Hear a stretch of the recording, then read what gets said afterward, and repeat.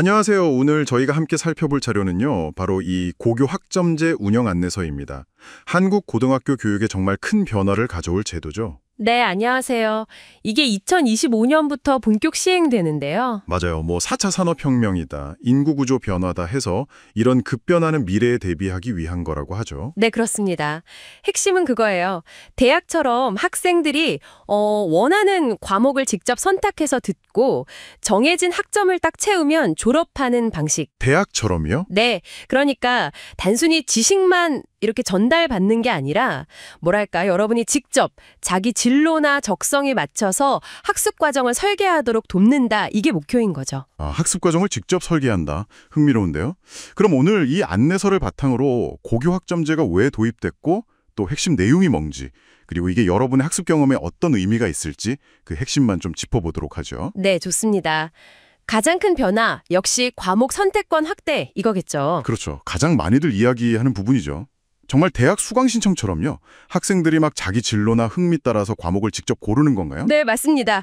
바로 그거예요. 그래서 이제 학교는 학생들 수요를 미리 좀 조사를 하고 다양한 선택 과목들을 개설해야 하는 거죠. 학생 수요를 반영해서요? 네, 안내서를 보면요. 만약에 학교 안에서 개설하기 어려운 과목이 있다. 그러면 다른 학교랑 같이 운영하는 공동교육과정도 있고요. 공동교육과정. 네, 아니면 온라인 수업으로 듣거나 심지어는 대학이나 연구기관 같은 학교 밖 교육 있잖아요. 네네. 그런 걸 통해서도 학점을 딸 수 있도록 길을 열어뒀어요. 상당히 파격적이죠. 와, 학교 밖 교육까지 학점으로 인정된다니 이건 진짜 큰 변화인데요? 그렇죠. 이렇게 해서 3년간 총 192학점 이상 이걸 취득하면 졸업하게 되는 겁니다. 192학점. 근데 이렇게 스스로 과목을 선택하려면 진로에 대한 고민이나 계획이 정말 중요해지겠네요. 바로 그 지점입니다. 그래서 진로 학업 설계 지도 이게 굉장히 강조돼요. 진로지도. 네, 담임 선생님뿐만 아니라 이제 진로 전담 교사, 또 교과목 선생님들까지 약간 팀처럼 움직여서 여러분의 과목 선택이나 학업 계획 수립을 돕게 되는 거죠. 팀처럼요? 네, 단순히 이런 과목 있어요 정보만 주는 게 아니고 개별 상담이나 컨설팅을 통해서 진짜 맞춤형으로 지원하겠다 이런 취지입니다. 학생 개개인에게 맞춰진다는 느낌이네요. 네, 여러분이 이 시스템의 진짜 주인이 되도록 돕는 역할이죠. 근데 듣다 보니 궁금한 게 모든 학생이 그럼 선택한 과목을 잘 따라갈 수 있을까요? 혹시 좀 뒤처지거나 어려워하는 학생들은 어떻게 되는 건가요?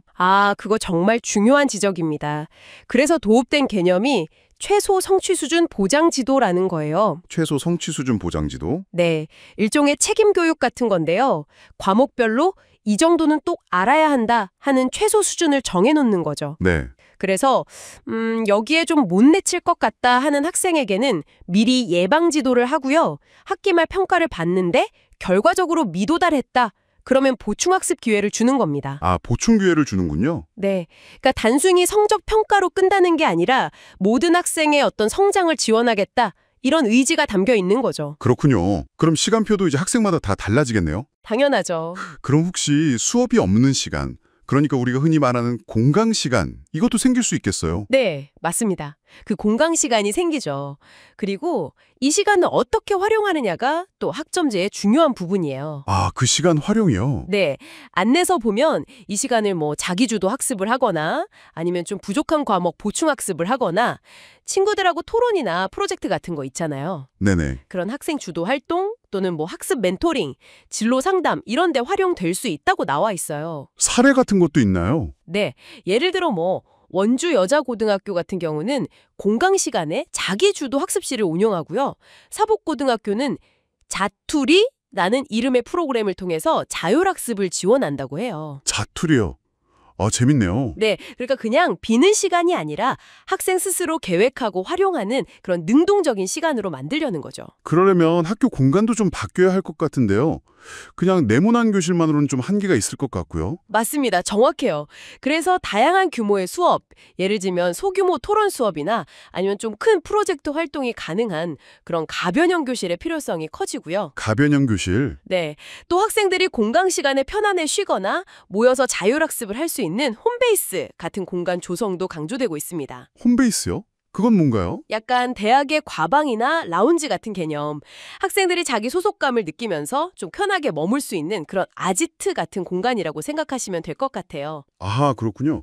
공간 자체도 학생 중심으로 바뀌는 거네요. 네, 자율적인 활동을 지원하는 방향으로요. 자, 그럼 정리를 좀 해보면요. 이 고교학점제라는 건 단순히 입시 제도가 바뀌는 걸 넘어서 어떤 획일적인 교육에서 벗어나서 학생 여러분 각자의 잠재력과 가능성을 키우는 그런 맞춤형 교육으로 나아가는 중요한 발걸음이다. 이렇게 볼 수 있겠네요. 네, 정확합니다. 학생 스스로가 정말 학습의 주체가 되어서 자신의 미래를 설계하고 또 책임지는 그런 경험을 하도록 지원하는 시스템인 거죠. 스스로 설계하고 책임지는 경험. 네. 물론 이게 성공적으로 잘 안착하려면 뭐 교원 역량 강화라든지 인프라 구축, 또 지역 간의 교육 격차 문제 같은 해결해야 할 과제들도 분명히 남아 있습니다. 안내서에도 이런 부분들을 인지하고 있고요. 네, 과제들도 있겠죠.